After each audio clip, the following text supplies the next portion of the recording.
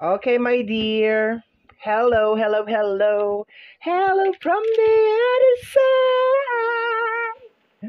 Ayan, so nakaisip din ako ng paraan kung paano ko makikita yung sarili ko. At the same time, makikita ko yung table, makikita ko yung card sa iisang frame. Although, hindi talaga siya 100% na yung gusto ko talaga, pero pwede na. Merong konting space dito sa gilid. Itong dalawang space na to, itong dalawang green na to. Yan. Pero, pwede na siguro yan. Ayoko na may stress. Marami na tayong problema sa planet Earth. Okay.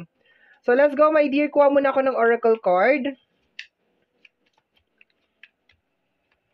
And, kung mapapansin mo, my dear, hindi na kita binunot kasi ikaw yung pinaka-last na gagawan ko ng reading dun sa first batch or dun sa batch na to. Ikaw yung pinaka-last. Okay. So, hindi na ako bumunot dito sa palabunutan natin. And then, nilagay ko na lahat ng zodiac sign ulit dito kasi alam ko naman na Taurus na lang yung natitira. So, nilagay ko na siya ulit para, di ba, diretso na tayo ulit. Pagkatapos nito, umpisa ulit. Okay? So, let's go tayo, my dear Taurus. Let's go. Collective reading. Tingnan natin anong energy, kaninong energy ang makukuha natin for today. Siyempre, Taurus, pero kaninong specific na energy? Paalala lamang po na hindi kayo 100% na makaka-resonate dito kasi iba-iba tayo ng situation. Okay? So, pag hindi naka-resonate today, maybe tomorrow. Tingnan natin, my dear. And kung makikita mo, meron limang row ng cards. Pinaghiwalay-hiwalay ko, my dear, yung ating major arcana. Like, pinaghiwalay-hiwalay ko yung ating major arcana. Pinaghiwalay-hiwalay ko yung ating tarot card, my dear. Ito, major arcana, sword, cups, pentacles, and then wands. May reason kung bakit ko ginawa yan. Mamaya malalaman mo. Okay? Basta sit back, relax, and enjoy the reading. Okay, my dear Taurus? Let's go na tayo. Umpisa natin yung reading sa major arcana. Basahin ko lang muna in silent kasi mas naiintindihan ko yung binabasa ko pag silent ko siyang basahin compare sa, 'di ba, sinisigaw or binabasa ko ng malakas. Okay. Okay. So, paano ba? Subukan ko lang, my dear. Ayan, nag-focus naman. It is difficult for me to process my emotion. I am not available right now. Okay. So, ito, my dear, na card na to, ito yung energy mo ngayon. Sabi mo, it is difficult for me to process my emotion. So, parang siguro sa mga oras na to, parang hindi mo maintindihan yung nararamdaman mo sa area ng love. Parang ang daming nangyayari, samot-sare, and I am not available right now. Baka ayaw mo nang kausap, or parang nagdi-detach ka or something. Okay, tingnan natin. Tingnan natin, my dear. Let's add. Lagyan natin ng oracle card. Lagyan natin ng oracle card. Kuha tayo ng oracle card for you. Ito lang yung naisip ko na paraan para matupad yung aking pangarap na nakikita nyo yung kamay ko. Kasi dati, kailangan ko pa manghiram ng cellphone para may camera sa taas and then may camera sa harapan ko. And time consuming yun, my dear. As in, super time consuming mag-edit. Okay? Strength card. Sana mag-focus. Hindi ko alam paano ba Teka lang ha. Ayun, strength card. Okay? So, may time na nagpo-focus siya. May time na sobrang hirap niyang mag-focus. Okay. So, to the point na strength card to, my dear, may nangyayari sa loob ng relationship. Ang nakukuha ko dito, my dear Taurus, is more on question. Like, puro question. Like, parang mahal mo siya, pero may something. Like, mahal kita, pero may something. May ganun na eksena, my dear Taurus, dito sa card na to. Like, it's really obvious naman that you love this person, kung sino may tinutukoy dito. Okay, you love this person so much. Pero may something, may nangyayari sa inyo. or parang may gumugulo or may bumabagabag, my dear, sa isipan mo, sa puso mo, yun na nakukuha ko dito. So, tingnan natin. So, itong Major Arcana, ito yung energy mo. Mamaya, pag napunta tayo sa Pentacles, kukuha din ako ng mga message doon, kasi Taurus, Pentacles ka, Earth sign ka, kasama mo dyan si Virgo at saka si Capricorn, so dyan ka lang talaga makaka-resonate. So, mamaya kukuha ako dyan ng message para mabigyan pa ng linaw tong Major Arcana. Pero for now, dire-diretso muna tayo. Punta na tayo sa Sword, my dear. So, if your partner is Sword or air sign, which is Gemini, Libra, and Aquarius, malaki ang posibilidad, my dear, na ito yung energy niya. Okay? Malaki yung posibilidad. Tingnan natin, ha?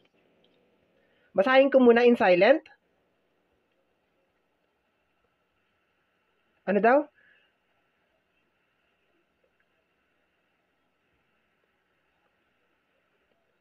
Okay. Aray ko. Sabi dito, my dear, basahin natin ng sabay-sabay. Sana mag-focus. I depend on you too much to let you go. I have codependence issue. So,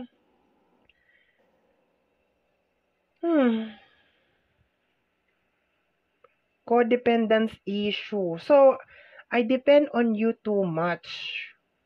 Dumepende siya sa'yo. Ngayon, hindi siya makaalis kasi nakadepende na siya sa'yo. Okay, so tingnan natin, my dear, kuha pa tayo ng ng additional cards. Let me see. Ano nangyayari dito? Itong mahirap kasi manipis na yung card. Ang hirap makakuha ng jumping card. At ako ay jumping card, tarot card reader. I love jumping card. Okay. Ano ba yan? Tagal. May mga magluluto pa na Taurus dyan, maglalaba, maglilinis, baka naman. The Queen of Swords. Okay. So,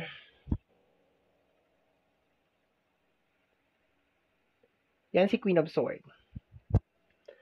So, ang nakukuha ko dito is parang pinapakita yung kanyang character. Kung sino siya. Dinidescribe ng card na to, my dear, yung kanyang kung sino siya. Pwedeng babae to, pwedeng lalaki, kasi wala naman tayong specific na gender.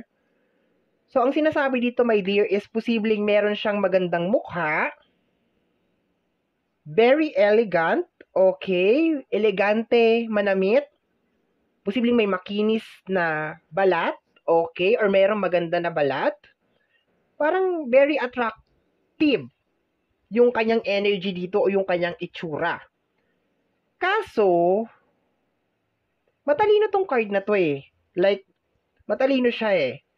Medyo napapuzzle out ako, my dear Taurus, kung bakit umabot sa punto na parang masyado siyang naging dependent sa'yo. Okay.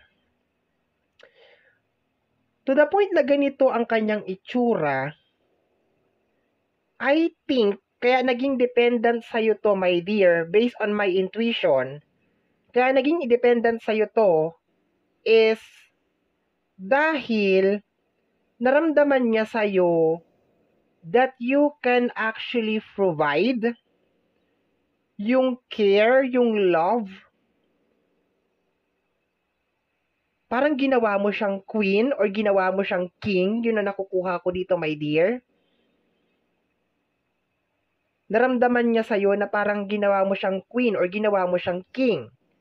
Yun na nakukuha ko, Taurus. Okay. Kaya parang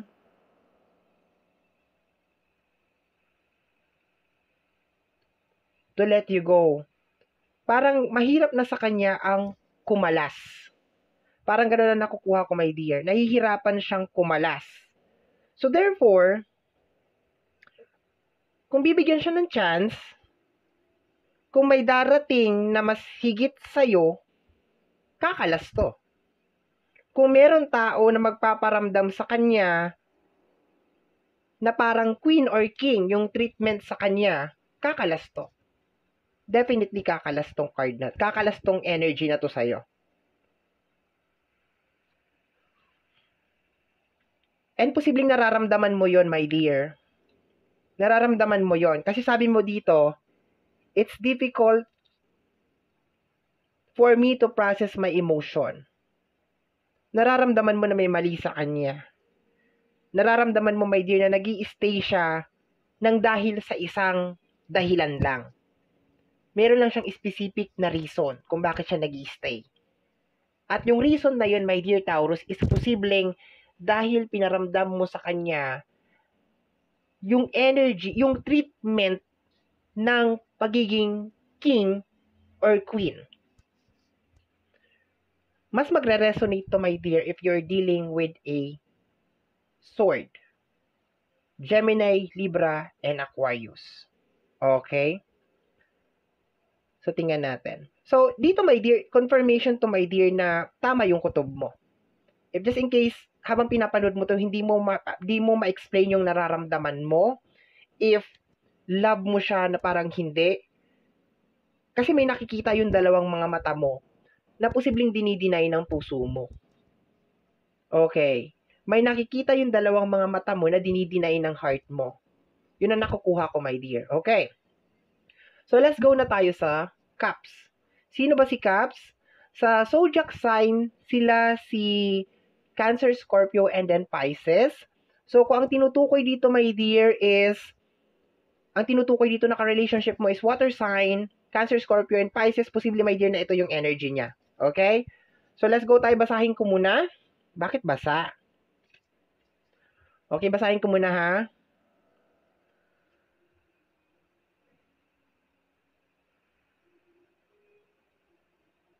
Okay.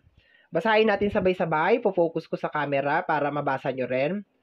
I was afraid that you would reject me if I share my feelings with, to you. Napakalapit na sa'yo. Mali pang basa mo. Okay. I was afraid that you would reject me if I share my feelings to you. Okay. So, ito, my dear, ang nakukuha ko dito, yung pinaka-eksaktong nakukuha ko dito, is merong something na nangyayari sa kanya inside. Okay. And hindi niya masabi sa'yo kasi natatakot siya na baka hindi mo maintindihan. Okay. Kuha tayo ng cards. Okay. Ace of Cups.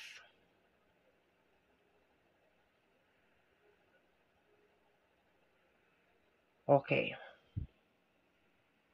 Yan si Ace of Cups. Kung magpo-focus, ayan. Ayan siya. Kung titingnan mo, my dear, parang ano siya, parang nakakakilig tong card na to. Pero to the point, my dear, na ace to. Sige, dun muna tayo sa nakakakilig na part. Okay. Sabihin na lang natin, my dear, na parang merong water sign out there, somewhere out there. Okay. Na posibleng kakilala mo, Cancer, Scorpio, or Pisces, my dear, ang gusto mag-confess ng feelings niya sa'yo. Pero natatakot siya kasi baka ma-reject siya. Okay. Pero kung ibabalik natin to sa relationship, nakukuha ko dito, my dear, na parang itong naka-heart na ganito, itong pinupusuan dito, my dear, hindi ko siya nakukuha na ikaw at saka siya. Kasi yung image dito sa first card ng Major Arcana at saka yung image dito, my dear, ay magkaibang tao. As in totally magkaibang tao. Dito, my dear, sa tarot card na to, meron mga incidents, my dear, na magkakamukha sila.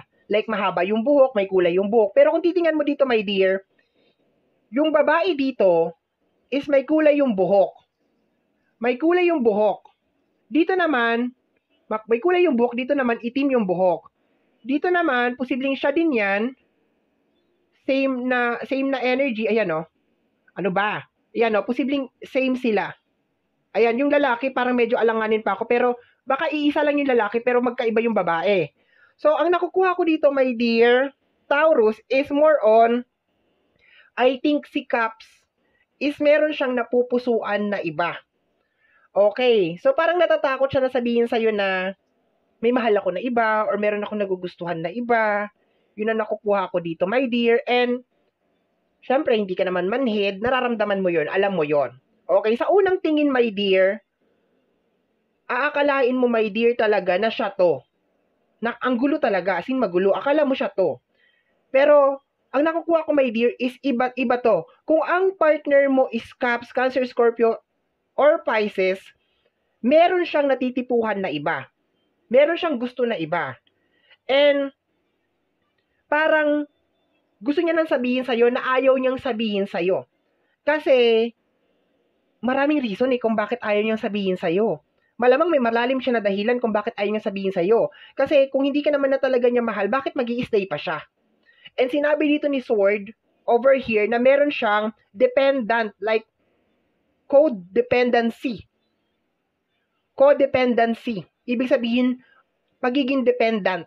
Okay, so baka same sila ng reason na kaya ayaw niyang bumukod or ayaw niyang sabihin sa'yo kasi baka si Caps din ay trinato mo rin ng ganon. Trinit mo na parang queen or trinit mo na parang king. Pero deep inside ni Caps, nakukuha ko dito, my dear, na you can feel the love is gone. Parang ganon. Okay. Uy! Pressure cooker. Kaya pala ang opening card natin is strength. Kasi pinipilit mong mag-work. Tapos sabi mo pa dito, it's difficult for me to process my emotion. I am not available right now. Kailangan mo talaga ng katahimikan, my dear, pag ganitong nangyayari sa'yo. Kasi nakakapraning to. Hindi mo alam kung ano yung totoo, ano yung hindi. Kung yung sinasabi ba ng dalawang mga mata mo o yung sinasabi ng puso mo. Yung sinasabi ba ng isip mo o yung sinasabi ng puso mo. Kasi posibleng sinasabi ng isip mo, may mali. Pero sinasabi ng puso mo, mahal ko eh. Okay. So, let's go na tayo sa Pentacles, okay? So, ang Pentacles is energy ng Earth sign, which is kasali ka dito. Area ng Taurus, Virgo, and Capricorn. Okay. So, tingnan natin. Babasahin ko muna in silent. Teka. Okay. Sabi, kung magpo-focus lang siya, I am afraid that your feelings for me are not mutual. So sabi ko, my dear, dito ako huhugot ng additional message for you.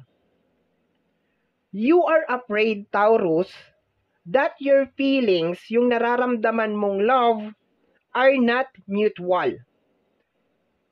Sabi ko sa'yo, may nararamdaman kang something wrong, may mali. And sabi ko nga sa'yo, totoo yung kutob mo. Totoo yung kutob mo. Na there is a reason kung bakit lang nag-i-stay. Totoo yun. Totoo yung kutob mo. At the same time, kung babalik naman natin siya dito, I am afraid that the feelings are not mutual. Teka ha, kunin lang natin yung card. Kuha lang ako ng card, my dear. Mahirap yung magsalita ako ng... And dito, my dear, kung ang partner mo is kapwa mo Taurus or Taurus to Virgo or Taurus to Capricorn, malaki ang posibilidad na ito yung energy niya. Paresan naman kayo na magiging outlook talaga sa relationship eh. Tingnan natin. Okay? Ay. Focus. The Ace of Pentacles.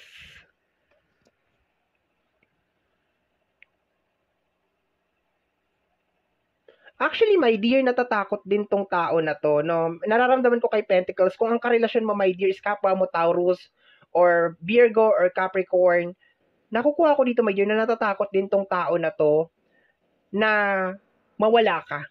Kasi like, yung na-mention kanina, dependent na siya sa'yo. Okay?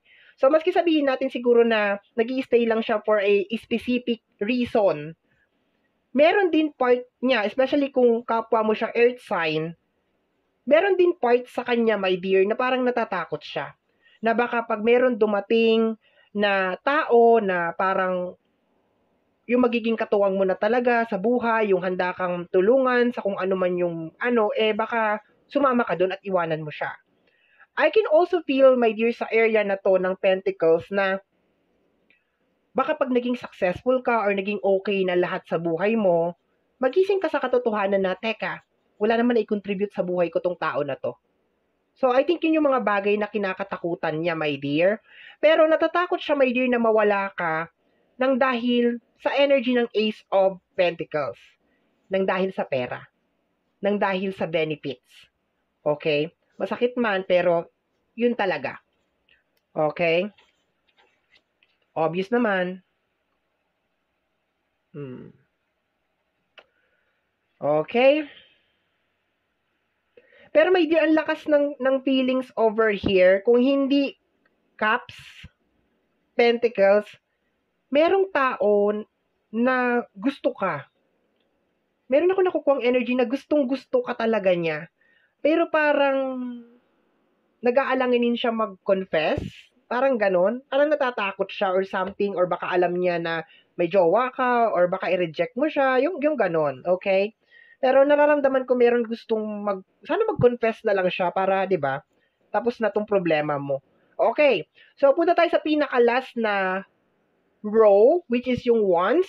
So sa wands naman, my dear, area to or energy to ng mga fire sign, which is Aries, Leo, and Sagittarius. So kung ang tinutukoy dito, my dear, na ka-relationship mo is Aries, Leo, and Sagittarius, posible na ito yung kanyang energy. Basahin ko muna.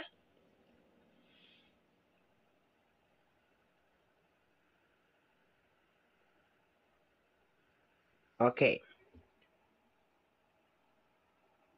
Rejecting you was protecting myself. I was being selfish. Okay? So, may rejecting. Rejecting you. Protecting myself. Teka lang ha. The Two of Wands. Ano nangyayari sa'yo dito? Teka lang, my dear ha. I-analyze ko lang to. Rejecting you. I'm being selfish. Selfish. So, ang nakukuha ko dito, my dear Taurus, it's more on parang, kung karelasyon mo to, my dear, hinihintay niya na ikaw yung mag-let go. Okay. Kumbaga parang, siguro as of this moment, parang lumalabas na yung ugali niya, may mga napapansin ka na. Kasi sabi mo nga dito, my dear, it's difficult to process my emotion. Okay, parang may mga nakikita ka na parang very disturbing, magulo, parang gano'n. Nakakagulo sa isip mo, nakakagulo sa puso mo. So, there's a tendency, my dear, na kung ang karelasyon mo is Aries, Leo, and Sagittarius, may mga napapansin ka ng mali sa kanya. And, para siyang nagtatry, subukan ko nga to. Kasi love na love naman ako, subukan ko nga to. Yung parang ganon. So, parang sinasadya niya, my dear, yung mga ginagawa niya mga pagpapasaway, sinasadya niya yon. Sinasadya niya yon. At the same time, parang nararamdaman ko dito, my dear, yung confidence na parang, hindi naman ako kayang iwanan nito. Hindi naman ako kayang i-let go nitong tao na to. Parang ganon. Maski anong gawin ko, nandyan pa rin to. Okay, yun na nakukuha ko dito. Dito ko siya masyadong nakuha, my dear, dito sa pagiging makasarili. I was being selfish. So, ibig sabihin yung mga action niya, hindi niya iniisip kung nasasaktan ka or hindi. Ang ginagawa niya, my dear, is ginagawa niya yung kasi super confident na siya na hindi mo siya kayang iwanan. Yun ang nakukuha ko dito, my dear. Okay? So, anong gagawin natin dito? So, eto na lang yun, my dear, ha? Kasi obligado ako magbigay ng kahit kaunting payo dito sa relationship, dito sa area na to. Una sa lahat, maling-mali na mahalin ka ng isang tao nang dahil lang dahil may pera ka or dahil may nahihita siya sa'yo, mali. Or dahil trinit mo siya bilang king or queen, mali yun. Kasi hindi na natin mako-consider na love yon. Wala nang love doon, my dear Taurus. Consider na yun as like ginagamit ka. So, kung pakiramdam mo, my dear, ganito yung situation na meron ka ngayon, or ganito yung past situation mo kasi wala na kayo ng tao na to, kung wala na kayo ng tao na to, congratulations, 'di ba? Congratulations. And sana wag mo na siyang hanap-hanapin kasi may ugali ka, my dear, na hinahanap-hanap mo pa rin maski tapos na. Okay? Yung typical na natauhan ka na tapos may ugali ka na ganun eh. Pero kung nandito ka sa ganitong situation as of this moment, my dear, ang mapapayo ko lang sa'yo is don't give it all. Huwag mong ibigay lahat. Kasi, pag umabot sa punto, my dear, na sabihin natin, makakita to ng pangpalit sa'yo or ng pang-replace sa'yo, may iwan kang luwaan. May iwan kang nganga. So, parang, sige, mahalin mo siya, kung hanggang saan, pero don't give it all. Huwag mong ibigay lahat. Kasi mahirap yung typical na maghihiwalay kayo tapos sa bandang huli, ikaw yung sawi. Ikaw yung maraming problema, ikaw yung, kumbaga ikaw, siya okay siya, mag-move on lang yan, mag-move out lang yan eh. Parang ganon. Ikaw, may iwan ka dun sa situation. And ang mahirap dito, my dear, kung walang tao na mag-aalalay sa'yo para makarecover ka from this situation. Okay? Kasi sa ngayon, my dear, nakakaramdam ka na ng something eh. Parang may mali eh, parang ganon. So, I'm hoping na magising ka sa katotohanan or 'di ba, one day magising ka sa katotohanan pero wala naman ako sa lugar para sabihin 'yon. Pero 'yun nga. Just don't give it all. Wag mo ibigay lahat. Wag mong isagad, magtira ka sa sarili mo, my dear, okay? So, my dear Taurus, ito ang iyong collective reading, love collective reading. Somehow, my dear, kung nagustuhan mo to, especially kung napadaan ka lang, napasilip ka lang, don't forget to subscribe. I-click mo, my dear, yung notification bell para ma-update ka every time na meron akong mga bagong upload. And kung nagustuhan mo tong reading na to, click mo yung thumbs up kasi malaking tulong yan, my dear, sa ating channel. And kung sa tingin mo, my dear, makakatulong tong reading na to sa iba, you are free to share this video because sharing is caring. Okay. And kung meron ka mga opinion, suggestion, at kung ano-ano pa man, my dear, na gusto mong iparating sa akin o sa tingin mo kinakailangan kong malaman, you are free to comment sa comment box down below. Okay? So, my dear, sa mga hindi pa nakakakilala sa akin, my name is RJ, also known as Apo J. Maraming salamat po sa pagsama sa akin hanggang sa pinakadulo ng video na to kahit sobrang haba ng reading natin. Maraming salamat po and until next time, bye-bye. Thank you, my dear.